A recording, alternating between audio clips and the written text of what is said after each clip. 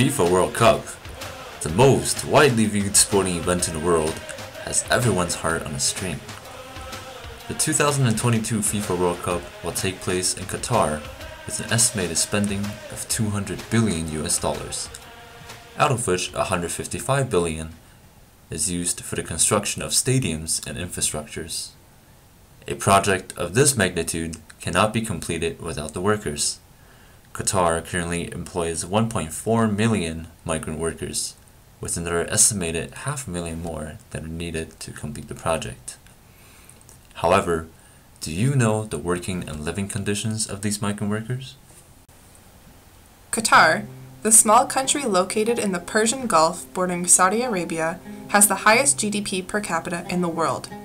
Out of its 2.2 million inhabitants, only 12%, or 278,000 people, are Qatari nationals, requiring the country to heavily rely on migrant workers.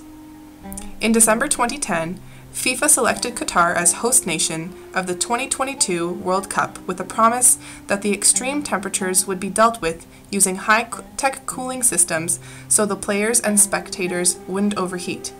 However, they never took into account the well-being of the workers having to build the actual stadium in these dangerous conditions. The result of a successful one-month World Cup? 12 years of modern-day slavery.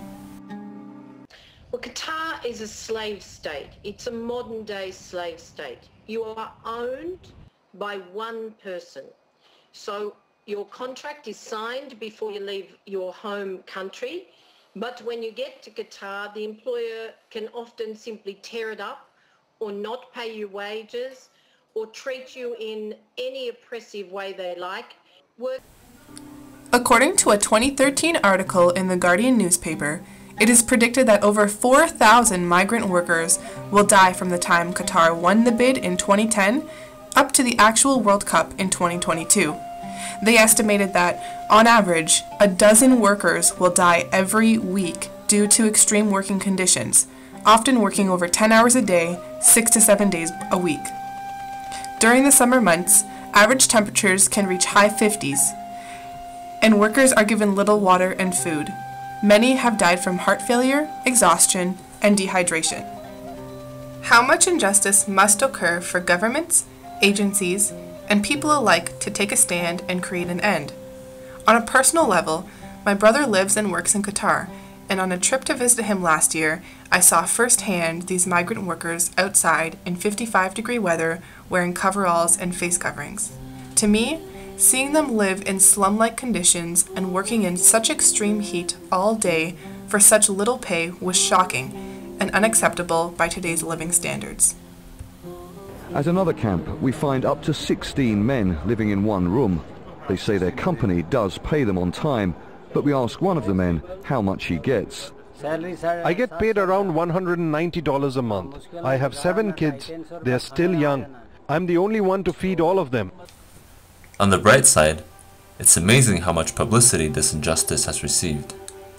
International organizations, NGOs, and major news agencies all reported on the suffering that these migrant workers go through.